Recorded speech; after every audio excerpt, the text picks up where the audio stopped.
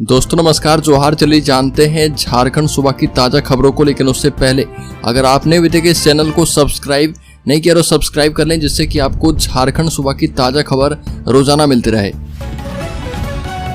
सबसे पहले खबर, झारखंड में भीषण गर्मी का कहर जारी। स्कूल टाइमिंग को लेकर नया आदेश जारी। 11:30 तक की चलेगी कक्षा। गर्मी को देखते हुए लिया गया है निर्णय। झारखंड में भीषण गर्मी का कहर जारी है। इसे देखते हुए शिक्षा विभाग ने स्कूलों की टाइमिंग को लेकर आदेश जारी कर दिया है। जारी आदेश में स्कूल टाइमिंग तय किए गए हैं। संयुक्त सचिव नंदकिशोर लाल के हस्ताक्षर से जारी आदेश में बताया गया है कि अब स्कूल सुबह 7 बजे से 11:30 बजे तक चलेंगे। स्कूल की टाइमिंग में बदलाव हर श्रेणी के स्कूल के लिए लागू होगा और इस आदेश के दायरे में सरकारी, गैर सरकारी गैर सहायता प्राप्त अल्पसंख्यक स्कूल और निजी स्कूल आएंगे। अगली खबर, झारखंड में चतरा के इलाके में इस बार भीषण गर्मी पड़ी और एक ही घाट से पानी पीते हैं जानवर और इंसान। गांव के 3 कुएं सूखे हैं और गड्ढे के पानी से पूरा गांव प्यास बुझाता है। चतरा इलाके के कई गांव में भीषण जल संकट है और इस जिले में कई गांव के लोगों को पानी के लिए लंबी दूरी तय करनी पड़ती है। चतरा जिले के टंडवा प्रखंड के सराढ़ू पंचायत के कनकट्टा गांव अपनी प्यास वहां से बुझा रहा, जहां से जानवर अपनी प्यास बुझाते हैं। जिला मुख्यालय से तकरीबन 65 किलोमीटर दूर इस गांव की आबादी लगभग 300 है। आजादी के 77 वर्ष के बाद भी इस गांव में मूलभूत सुविधाओं का अभाव है और गांव में पानी की समस्या तो है ही, बिजली सहित दूसरी सुविधाओं का भी अभाव है। अगली खबर, रांची हजारीबाग में एनआईए की 6 घंटे चली रेड। अमन साहू के गांव मतबे पहुंची टीम। झारखंड के कुख्यात गैंगस्टर अमन साहू के ठिकाने और उसके कुछ रिश्तेदार के यहाँ एनआईए की टीम ने छापा मारा और ये छापेमारी लगभग 6 घंटे चली। एनआईए के रांची विंग ने रांची के बुढ़मो स्थित अमन साहू के पैतृक गांव मतबे पहुंची और इसके अलावा ठाकुर गांव, बुकरू सहित हजारीबाग जिले के गिद्धी में भी रेड मारा गया। सूत्रों के मुताबिक अमन साहू के कई रिश्तेदारों से भी टीम ने पूछताछ की है और लगभग 6 घंटे की पूछताछ के बाद टीम वहां से निकल गई। अगली खबर, मुख्यमंत्री चंपई सोरेन की अध्यक्षता में 3 महीने के बाद कैबिनेट की बैठक खत्म हुई और इस बैठक में कुल 33 प्रस्तावों को स्वीकृति प्रदान की गई है।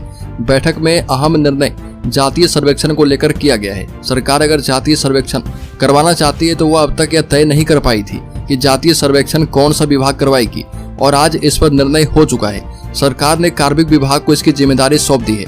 अब झारखंड में जब भी जातीय सर्वेक्षण होता है तो वह कार्मिक विभाग करवाएगा और अन्य निर्णय में कुल्हान यूनिवर्सिटी के तहत राजनगर और गम्हरिया में डिग्री कॉलेज बनाया जाएगा और इसके अतिरिक्त सरकार ने राज्य में जनजातीय भाषा एवं साहित्य अकादमी की स्थापना की स्वीकृति दे दी है। अगली खबर, राज्य के गिरिडीह में डीसी नमन प्रेस लकड़ा ने समाहरणालय परिसर में मादक पदार्थों के विरुद्ध जागरूकता अभियान को लेकर 3 नशा मुक्त जागरूकता रथ को हरी झंडी दिखाकर रवाना किया।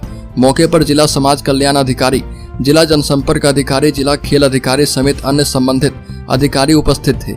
इस दौरान डीसी ने कहा कि निषिद्ध मादक पदार्थों का दुरुपयोग को कम करने, इसके व्यापार में संलिप्त तस्करों एवं उपयोगकर्ताओं के विरुद्ध सख्त कानूनी कार्रवाई के साथ साथ समाज को, विशेषकर किशोर एवं युवा वर्ग को इसके दुष्प्रभाव के प्रति जागरूक करने के उद्देश्य से राज्य सरकार द्वारा प्रस्तावित राज्यव्यापी जागरूकता कार्यक्रम जिले में भी संचालित किया जा रहा और इसके प्रभावी परिणाम के लिए मादक पदार्थों के खिलाफ सभी विभागों एवं एजेंसियों को आपसी समन्वय बनाकर जागरूकता अभियान चलाकर संचालित करने का आग्रह किया गया है। अगली खबर, बोकारो पुलिस ने प्रिंस खान के 5 गुर्गे को किया गिरफ्तार। ज्वेलरी दुकान पर चलाई थी गोली। बोकारो पुलिस ने 1 महीने के अंदर 2 ज्वेलरी की दुकान पर फायरिंग का खुलासा कर दिया है। इस मामले में शामिल प्रिंस खान के 5 गुर्गे ने बेरमो एवं धनबाद थाना क्षेत्र के विभिन्न जगहों से उन्हें गिरफ्तार किया गया है। गिरफ्तार गुर्गों में धनबाद का बिट्टू सोनार, गोलू कुमार सिंह, पटना का छोटू कुमार सिंह, धनबाद का अरविंद सोनार, धनबाद का ऋतुराज कुमार शामिल है। और बता दें कि 5 आरोपियों ने जिले में 1 महीने के भीतर 2 गोलीकांड को अंजाम दिया था। सबसे पहले प्रिंस खान के गुर्गे ने 17 मई को फुसरो बाजार के मोती अलंकार नामक ज्वेलरी दुकान पर गोली चलाई थी और उसके बाद 12 जून को ज्ञान ज्वेलर्स दुकान पर फायरिंग की गई थी और इसके अलावा मेजर के नाम से व्हाट्सएप कॉल और वर्चुअल कॉल के माध्यम से धमकी भी दी थी। अगली खबर, चतरा पुलिस ने पत्थर माइंस में वाहन चलाने के आरोपित को भेजा जेल। एसपी विकास पांडे के निर्देश पर गिद्धौर पुलिस ने इचाक स्थित पत्थर माइंस में लेवी वसूलने के लिए वाहन चलाने और मारपीट करने के आरोपित को गिरफ्तार करके न्यायिक हिरासत में चतरा जेल भेज दिया है। गिद्धौर थाना क्षेत्र के इचाक गांव निवासी दिलीप कुमार सिंह पर थाना कांड संख्या 38/24 में वाहन चलाने का आरोप है। थाना प्रभारी अमित कुमार गुप्ता ने बताया कि दिलीप सिंह के ऊपर राजश्री कंस्ट्रक्शन पत्थर माइंस में लगे ड्रिल मशीन में आग लगाने एवं लेवी मांगने का भी मामला दर्ज था।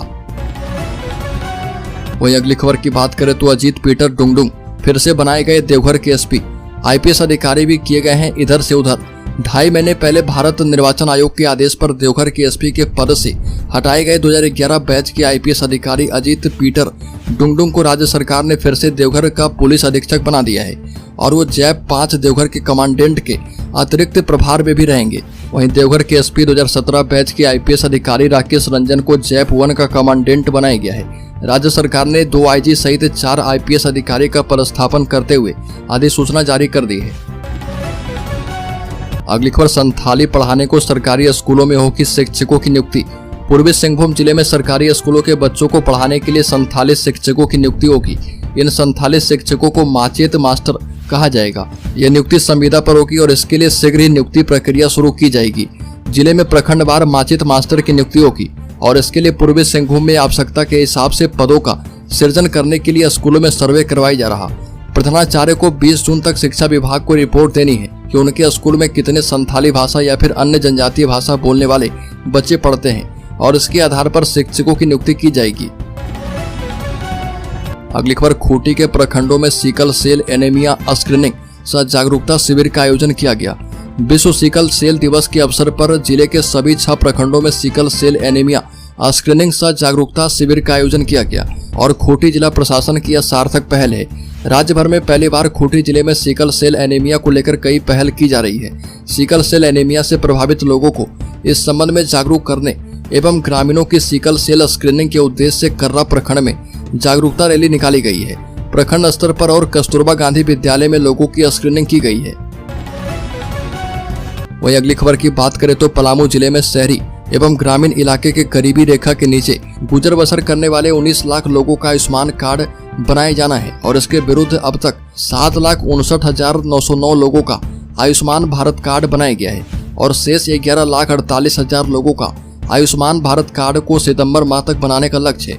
और बताते चले कि आयुष्मान भारत कार्ड के लाभुकों में अंत्योदय पीएच एवं ग्रीन राशन कार्ड के लाभुक शामिल है। अगली खबर, प्रारंभिक विद्यालय प्रशिक्षित सहायक परीक्षा रद्द करने की मांग। आजसू के एक प्रतिनिधि मंडल ने अभिषेक शुक्ला के नेतृत्व में जेएसएससी की ओर से आयोजित प्रारंभिक विद्यालय प्रशिक्षित सहायक परीक्षा रद्द करने की मांग को लेकर मुख्यमंत्री सचिवालय में मांग पत्र सौंपा।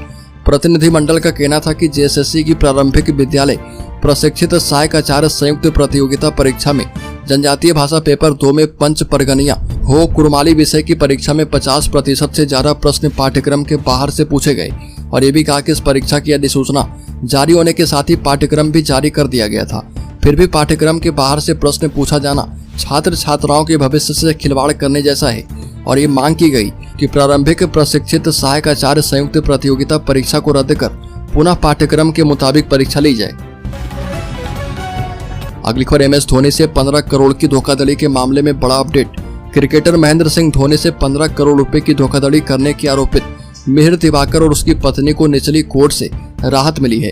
कोर्ट ने दोनों को अग्रिम जमानत की सुविधा प्रदान की है और पूर्व में कोर्ट में इस मामले में दोनों के खिलाफ समन जारी किया गया था। सुनवाई के दौरान प्रार्थियों की ओर से कहा गया कि धोनी और मिहिर दिवाकर एक बिजनेस में पार्टनर थे और यह विवाद कॉमर्शियल विवाद है, ना कि आपराधिक, और इसलिए उन्हें राहत मिलनी चाहिए। अगली खबर, अब जूम के माध्यम से लगेगी स्पेशल क्लास, मिलेंगे गणित विज्ञान और अंग्रेजी के टिप्स। 10th 12th की परीक्षा पर फोकस। घंटी बजाओ प्रोजेक्ट टीम एवं प्री बोर्ड परीक्षा जैसे शैक्षिक अभियान की सफलता के बाद सिमडेगा जिले में अब जूम के माध्यम से भी हाई स्कूलों के लिए विशेष कक्षा का आयोजन किया जाएगा और सिमडेगा जिले में जिससे कि आने वाले दिनों में मैट्रिक एवं इंटर के परीक्षा परिणाम और भी बेहतर हो पाए।